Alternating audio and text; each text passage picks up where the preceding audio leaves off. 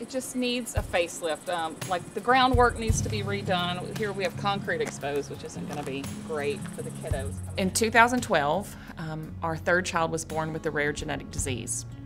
He was in the hospital for about 3 months and then sent home to keep comfortable and just not expected to live very long.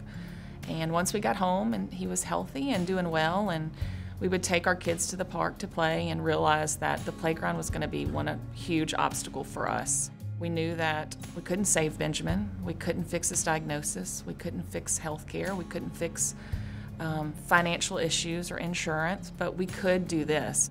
I called the city and said, if I raise money for a playground, will you give me somewhere to put it? And they agreed, and within about a year and a half, we were able to put a playground there in St. Charles Parish. While building, we moved to North Louisiana and were able to help with the playground here as well. But unfortunately, before it was built, Benjamin passed away. And a couple years ago, I just woke up every night and it just tugged at me. And so I came to the city and asked if we could do the same thing, and everyone agreed. My name is Honoree Sirmon, and I'm the founder of Miracles to Milestones. There are thousands of people in our community that have some type of disability. Miracles to Milestones is just here to help promote inclusion, and not just at a playground, but in our sidewalks, in our buildings, in our schools. As the mayor, I represent everyone here in this community. When we met with Honoree, she talked about her own journey with her own child. My daughter, Honoree, is in a wheelchair. It was one of those moments to where you realize that there are so many other parents like us that have that same need with children to be able to have access to free play. All of this started for her when she was around 7, and so now she just turned 11.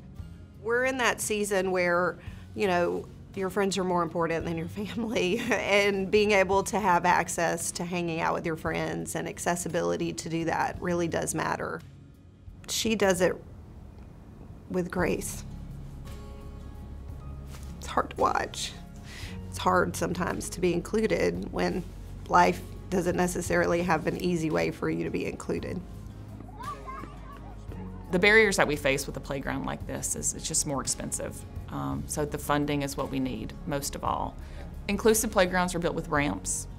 They are built with brighter colors for kids with visual difficulties. They're built with spinning toys to help kids that need more sensory input. It is a place where kids of different, not just different abilities, but different backgrounds can hang out together. You go first, and then there's no better place to learn about someone else at that age than on a playground. Miracles to Milestones does not have its own nonprofit status, so we've been able to work with some other nonprofits.